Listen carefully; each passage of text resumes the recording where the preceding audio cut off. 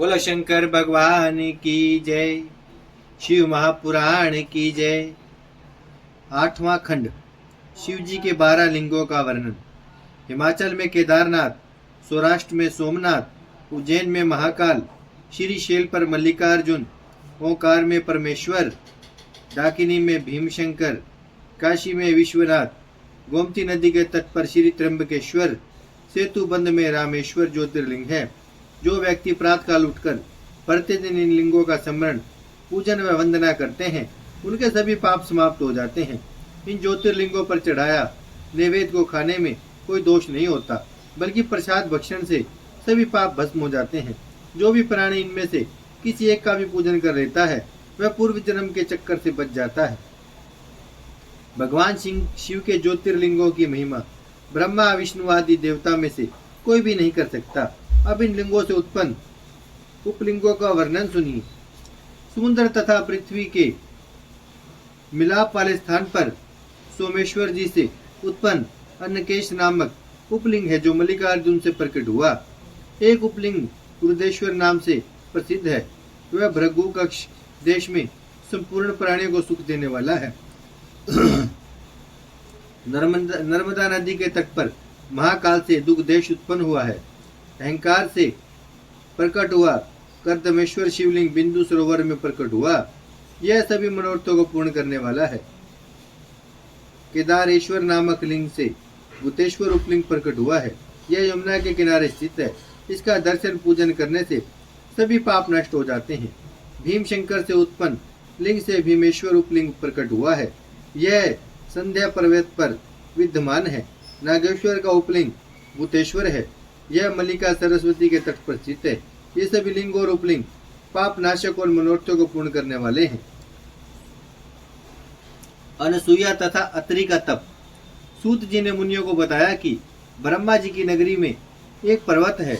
ब्रह्मा जी वहां पर मतगयंद नामक शिवलिंग की स्थापना की। यह लिंग सभी प्राणियों को सम्मति देने वाला है। इसके पूर्व दिशा में मनुष्यों के मनोरथों को पूरा करने वाला कोडिहा नाम का शिवलिंग है। पाप नाशिनी गोदावरी के तट पर पश्चिम दिशा में पशुपति नाम का शिवलिंग है। वहां से दक्षिण की ओर लोक कल्याणकारी अत्रीश्वर शिवलिंग है, जो सती अनसुईया को अनंत प्रदान करने वाला है। ब्रह्मा जी के पुत्र अत्रि जी ने अपनी पत्नी अनसुईया के साथ यहाँ पर महान तप किया था। एक बार भारी अकाल पड़ गया। अन्न जल का अभाव हो गया। भूख प्यास से प्राणी मरने लगे।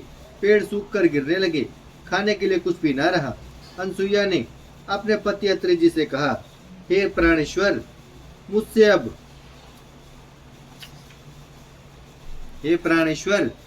अब इन प्राणियों का दुख सहन नहीं हो पा रहा है। इनके दुख दूर करने का कोई उपाय करिए। इस पर अत्रि जी ने प्राणायाम द्वारा ब्रह्मांड में वायु को रोककर शिव के ध्यान में मगन हो गए। उनके सभी शिष्य भूख प्यास से व्याकुल होकर पलायन कर गए। अब केवल अनसुईया ही उनकी सेवा में लगी रही। अनसुईया जी वहाँ शिव जी की प्रतिमा स्थापित करके नियम पूर्वक उनका पूजन करती रही। मानसोपचार द्वारा प्रतिदिन पति तथा शिव जी का पूजन करके परिक्रमा करने लगी। अनसुईया की भक्ति से प्रसन्न होकर महादेव जी अन्य देव ऋषियों के साथ वहां उपस्थित हुए। उसी समय गंगा आदि नदियां भी उनके दर्शनार्थ वहां आई। सभी ने अनसुईया जी की प्रशंसा की। फिर भगवान शिव जी अपने संपूर्ण अंशों से वहां उपस्थित रहे। अत्रीश्वर की महिमा। अत्रि मुनि को तप करते करते वर्षों व्यतीत हो गए। समाधि से जागने पर उन्होंने पत्नी से कहा, मुझे बहुत जोर की प्यास लग रही है, कहीं से जल का प्रबंध करो। पति की आज्ञा मिलते ही अनसुईया जी कमंडल हाथ में पकड़कर जल लेने के लिए वन में चल पड़ी। वे इधर उधर जल खोजने लगी। यह देखकर गंगा जी उनके पास आकर बोली, हे देवी, मैं आपकी पति भक्ति से अति प्रसन्न हूँ। मैं आपके दर्शनों के लिए आया हूँ। मैं तुम्हारा हित करना चाहती हूँ। तुम मुझसे वरदान मांग सकती हो। यह सुनकर अनसुईया जी ने दोनों हाथ जोड़कर गंगा जी से बोली, हे देवी, यदि आप वास्तव में मुझसे प्रसन्न हैं, तो सर्वप्रथम मेरे इस कमंडल को जल से परिपूर्ण कर दें। यह सुनकर गंगा जी अनसुईया से बोली, हे कल्याणी, आप पृथ्वी में एक गड्ढा खोदिए। अनसुईया जी ने पृथ्वी में एक गड्ढा खोदा। गंगा उसमें प्रवेश कर गई। उस गड्ढे से गंगा जी की धारा बहने लगी। अनसुईया जी ने विस्मित होकर अपना कमंडल गंगा जल से भर लिया। फिर गंगा से बोली, जब तक मेरे पति देवत्री मुनि आपके दर्शन न कर लें, तब तक आप कृपासी स्थान पर विराजमान रहे। अनसुईया जी ने अपने पति अत्रि मुनि को गंगा जल पिलाया। गंगा जल पीकर अत्रि मुनि बड़े प्रसन्न हुए। उसके बाद वे अनसुईया से कहने लगे, गंगा जी के दर्शन हेतु वहां पर आए। वहां गंगा जी अपने तरंगों से लहराती हुई दिव्य दर्शन दे रही थी। महर्षि अत्रि ने धन्य धन्य कहकर उनकी स्तुति की। महर्षि अत्रि और अनसुईया ने गंगा जल में स्नान किया। उसी समय गंगा जी की इच्छा पूर्ण हुई और दोनों से जाने की आज्ञा मांगी। यह सुनकर अनसुईया जी ने हाथ जोड़कर नम्रता पूर्वक कहा, हे देवी, यदि आप वास्तव में मुझसे प्रसन्न हैं तो मेरी अभिलाषा पूर्ण करें। आप इसी तपोवन में विराजें। आप यहीं शिथिल होकर यहीं से अपना प्रवाह चलें। ऋषि अत्रि जी ने प्रार्थना की, हे देवी, हमारे तप में सहायक बनकर यहीं विराजमान रहें। उनकी प्रार्थना सुनकर गंगा जी ने अनसुईया से कहा, यदि आप मुझे यहीं रखना चाहती हैं तो मेरी एक इच्छा पूर्ण करनी पड़ेगी।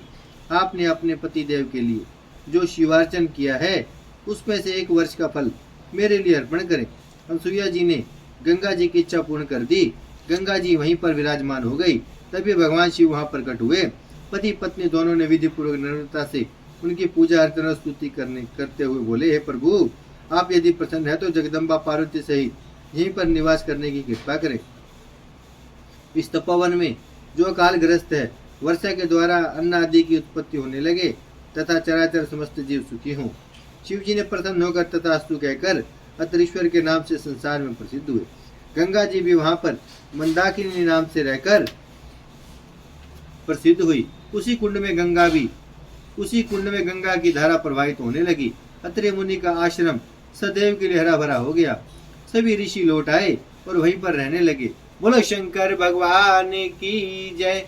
भजमन नारायण नारायण नारायण, श्रीमन नारायण नारायण नारायण, लक्ष्मी नारायण नारायण नारायण, सत्य नारायण नारायण नारायण, भजमन नारायण श्रीमन नारायण, लक्ष्मी नारायण सत्य नारायण, भजमन नारायण नारायण नारायण। हरि ओम नमो शिवाय नमः।